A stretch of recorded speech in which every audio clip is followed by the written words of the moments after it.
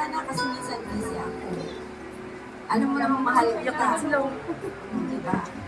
Ramdam mo yan. Panganay kong ako, love you, Liana. Mag-aral mo mabuti, alam ko naman na mahal na mahal ka ng papa at mama mo, hindi na ako 80th birthday mo.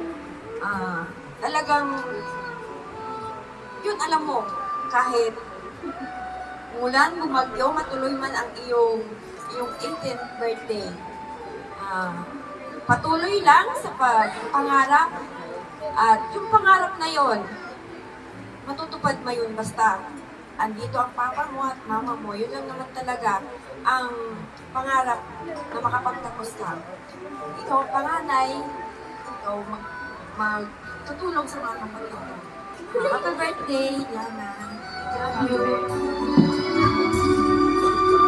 Ayan, muli po palakpakan naman po natin si Mami Pedlagco. Maraming salamat sa napakagandang mensahe kay Liana. And our next